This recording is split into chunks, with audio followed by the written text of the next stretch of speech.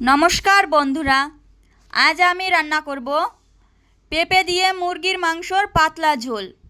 এখানে আমি পেঁপে আর মাংসগুলোকে মশলা দিয়ে ভালো করে মাখিয়ে রেখে দিয়েছিলাম আধা ঘন্টার জন্য। এখানে আমি পেঁয়াজ, কাঁচা জিরে, কাঁচা শুকনো লঙ্কা, কাঁচা গোটা ধনে ব্যবহার করেছি।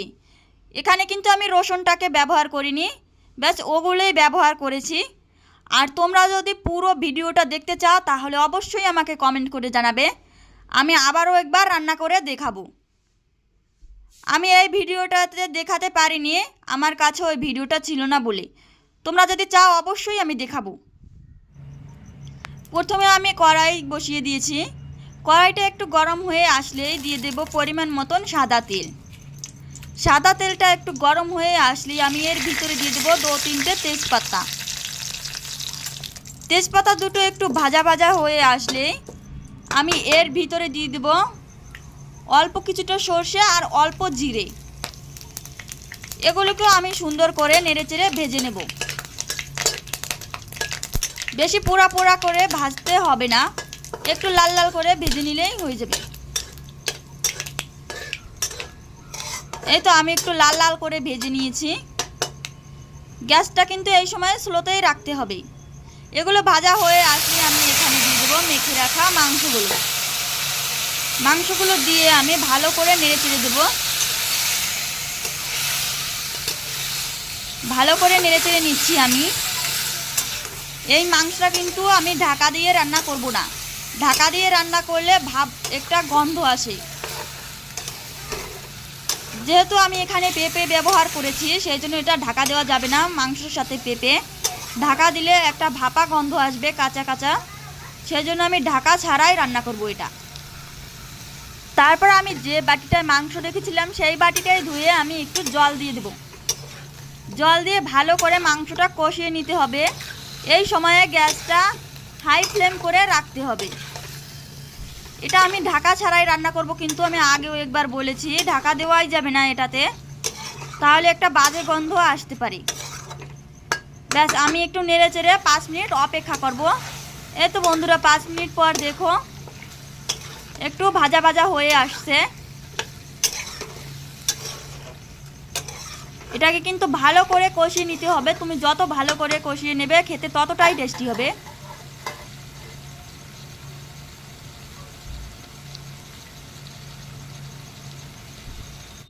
এই তো বন্ধুরা দেখো মাংসটার কালারটা কত সুন্দর এসেছে। এই পর্যায়ে আমি দিয়ে দেব থেতো করে রাখা রসুন। এটাই কিন্তু টেস্টি। আগে রসুনটা দিলে এতটা টেস্টি হতো না, এখন আমি রসুনটা দিয়েছি, এখন দেখো কতটা টেস্টি হবে। অবশ্যই তোমরা বাড়িতে একবার বানিয়ে খেয়ে দেখবে আর কমেন্ট করেও আমাকে জানাবে। আমি আর একটু নেড়ে চেড়ে কষিয়ে নেব। ভালো করে কষিয়ে নিতে হবে। ভিডিওটি যদি ভালো লাগে তাহলে বন্ধুরা অবশ্যই একটা লাইক করে দেবে। আর আমার চ্যানেলটি সাবস্ক্রাইব করা না থাকলে অবশ্যই সাবস্ক্রাইব করে রাখবে এরকম নিত্য নতুন ভিডিওর জন্য।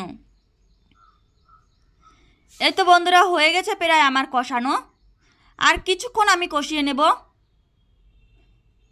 মিডিয়াম গ্যাস করেই এটা কষিয়ে নিতে হবে এখন, তা না হলে মশলাগুলো জ্বলে যেতে পারে। হাতে কিন্তু টাইম নিয়ে এই মাংসটা কষিয়ে নিতে হবে। এই দেখো বন্ধুরা মাংসটা থেকে তেল ছেড়ে দিয়েছে, কত সুন্দর এসেছে এটার কালারটা।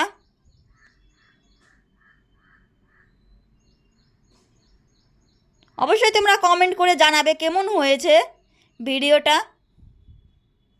আর তোমরা যদি পুরো ভিডিওটাও দেখতে চাও তাহলেও অবশ্যই কমেন্ট করে জানাবে। অবশ্যই আমি আর একবার রান্না করে দেখাবো।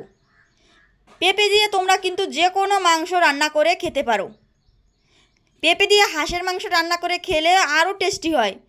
মুরগির মাংসর চেয়ে হাঁসের মাংসতে বেশি টেস্টি হয়। এই তো বন্ধুরা হয়ে গেছে আমার মাংস কষানো। তোমরা কিন্তু এই কষা মাংসও খেতে পারো, রান্না করার চেয়ে কষাটাই বেশি টেস্টি হয়। কিন্তু যেহেতু এখানে আমি পাতলা ঝোল রান্না করব সেজন্য আমার তো জল দিয়ে রান্না করতেই হবে। তোমরা চাইলে এরকম কষা করেও রান্না করে খেয়ে নিতে পারো। এটা কিন্তু আরও টেস্টি হয় কষা রান্না। এই তো আমার হয়ে গেছে। আমি দিয়ে দিলাম জল। জল দিয়ে আমি একটু নেড়ে চেড়ে দেবো। এই তো বন্ধুরা আমি একটু নেড়ে চেড়ে দিয়েছি। নেড়ে চেড়ে দিয়েছি কেন বলো তো, আসলে বুঝতে যাতে অসুবিধা না হয় যে আমার জলটা বেশি হয়েছে না কম হয়েছে। আমি এখানে কিন্তু অল্প করেই জল নিয়েছি।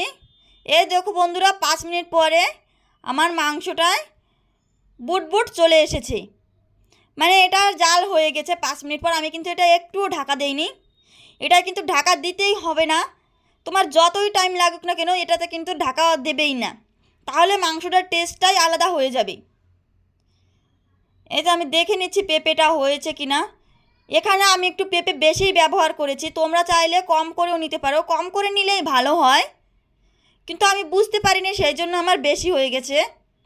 তোমরা একটু কম করেই নেবে। এই তো হয়ে গেছে আমার মাংস রান্না। আমি কিন্তু এখন কোনো জিরে গোটা ধনের গুঁড়ো কিছুই ব্যবহার করবো না, যেহেতু আমি আগেই দিয়ে দিয়েছি কাঁচা, সেজন্য এখন আর আমি কিছুই দেব না এতে। ব্যাস নামিয়ে পরিবেশন করলেই হয়ে যাবে আমাদের পেঁপে দিয়ে মুরগির মাংসর পাতলা ঝোল। এখানে আমি কিন্তু তেলটাও কমই ব্যবহার করেছি, তোমরাও তেলটা একটু কমই খাবে, শরীরের জন্য উপকারী হবে তাহলে। এই তো বন্ধুরা এখন আমি নামিয়ে নিচ্ছি। তোমরা চাইলে এই পর্যায়ে গরম মশলা, এলাচ গুঁড়ো, লবঙ্গ সব কিছুই ব্যবহার করতে পারো, কিন্তু আমার কাছে এগুলো এখন ছিল না, সেজন্য আমি দিতে পারিনি। এই তো বন্ধুরা হয়ে গেছে, দেখো কত সুন্দর হয়েছে আমার রান্নাটা। আজ তাহলে আসি বন্ধুরা, দেখা হচ্ছে আবার এক নতুন ভিডিওতে।